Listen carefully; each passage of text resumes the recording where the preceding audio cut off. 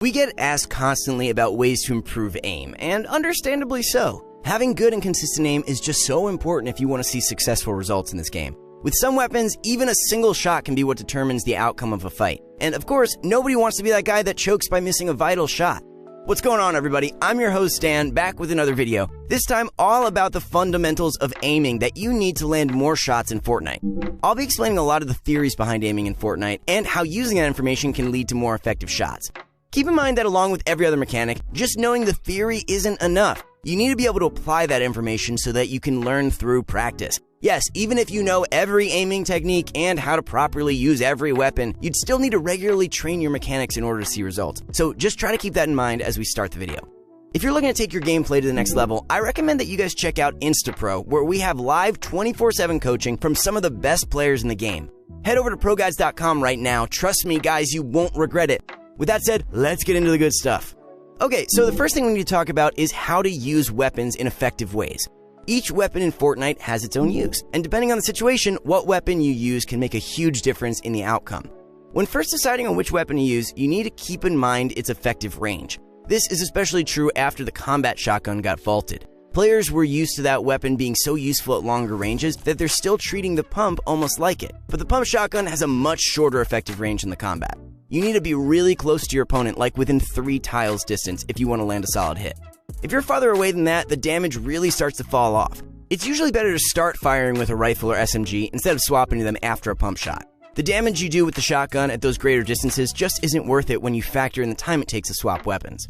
You can even use the pump's effective range to your advantage when in sticky situations. Let's say you take a chunk of damage in a build fight and now you're on low health. By boxing up, any opposing players on the offensive will be forced into a very close range if they want to finish the kill. Then, all it can take is a quick edit or two and some nice pump shots to quickly turn the fight in your favor. This is why so many players nowadays default to boxing up when things go wrong instead of trying to build their way out of it. The pump is just so good at equalizing situations where one player has less health than the other. Next, let's talk about when to utilize first shot accuracy and when to just spray instead. First, you normally only use first shot accuracy engaging players at long distances. On some of the more bloom-heavy weapons like the heavy or suppressed assault rifles, you want to try tapping to maintain first shot accuracy at these distances. Both of their blooms become pretty bad once you fire around 4 or 5 shots, at which point you'll just start missing everything. At closer ranges, just like with several tiles, it's not as necessary to rely on, and you can still be pretty accurate shooting without it. Compared to those weapons, the regular assault rifle is much more accurate while being sprayed, even at longer distances. If you had nearly perfect aim, using first shot accuracy would, of course, be better, but for most of us, spraying outputs more bullets and can potentially lead to more hits landed. So for most situations, spraying with a regular AR is just fine. We would say that you should only try using first shot accuracy at extremely long distances, like at 100 meters plus. What about headshots versus body shots? Well, headshots are always better, if you can land them. Big if there. At medium to long distances, it's often better to just go for body shots. The target is much bigger and you're so much more likely to land some hits. If the target is standing still or is really close to you, then by all means, go for the headshot. It won't be too hard to hit in those situations. But when they're 75 meters away, running around or gliding in the air, the body ends up being a much easier target to go for. One thing you need to always make sure you're doing in gunfights is to constantly try peeking on the right-hand side. Right side peeks are beyond instrumental when it comes to winning close-range encounters. Because of the way our characters hold their weapons to the right, peeking on that side allows you to shoot sooner and without revealing as much of your body. There even exists a sweet spot angle where you can see and shoot your opponent, but they can't see you at all. You don't have to worry about finding the sweet spot. What you need to make sure you're doing is strafing right for a quick shot, then strafe left to duck behind cover. You can repeat this with a shotgun really well to land shots and minimize risk. When done correctly, it gives your opponent very little time to land their own shot. The best way to utilize right-hand peeks is in conjunction with edits. Like anytime you go for a window edit, you want to confirm the edit while you're to the left of the window. That way you can strafe right and get that peeking advantage.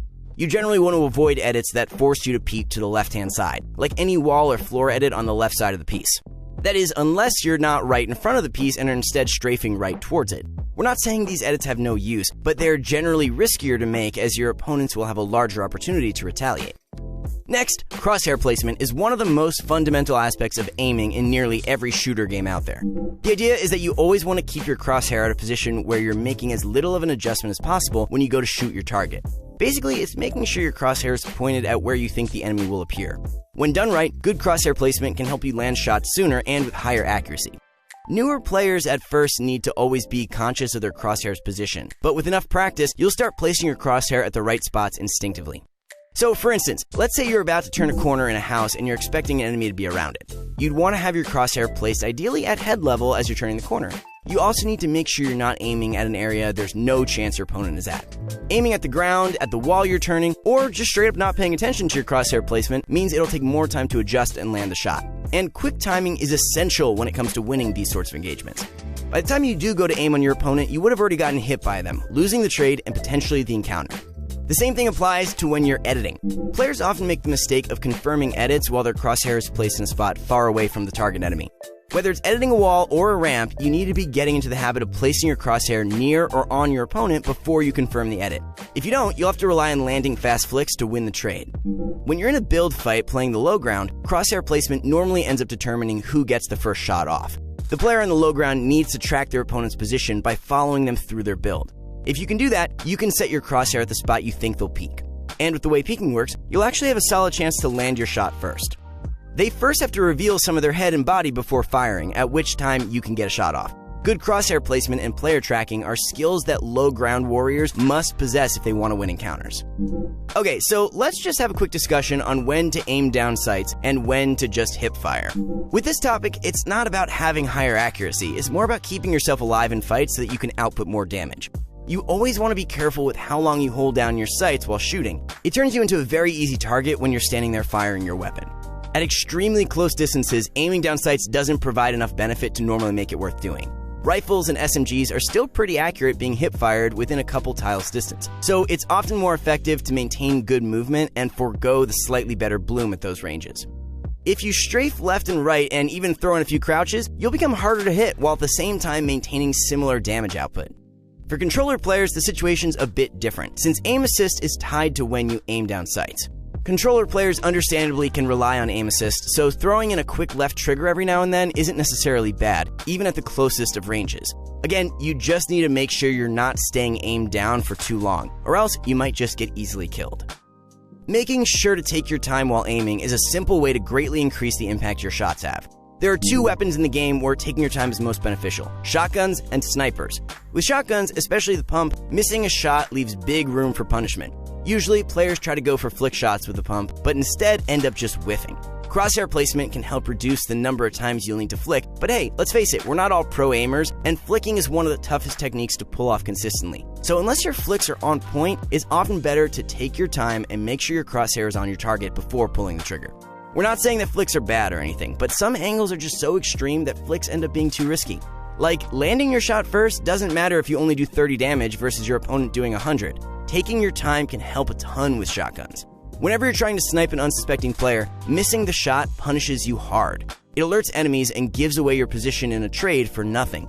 With the heavy and bolt action snipers, you normally only get one shot that counts. And so, waiting patiently for the right moment to fire can be super useful in helping you land that opening hit.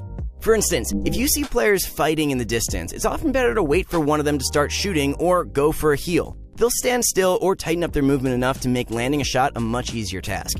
If you see a player not fighting and just running around, it's usually better to wait for a predictable pattern before firing a shot. A skilled player is going to run unpredictably and change up their movement, making snipes very difficult to land. But your average player usually leaves two vulnerabilities in their movement that you need to look for. First is when players just run in a straight line, which anyone with enough sniping experience should be able to consistently lead a shot for. The second is when players jump. Once the jump starts, they're on a predictable path down to their landing. Taking advantage of this and aiming for where they're going to land can make hitting snipes a breeze. It can be a bit risky having to wait for these openings, so you shouldn't take too long waiting for their movement to slip up. Just try to make sure that you have good cover and positioning to help you keep safe while sniping. Learning the specifics of aiming and how weapons work in FortNite definitely helps you land more shots. But remember, despite all the tips and tricks, practice is still a very necessary part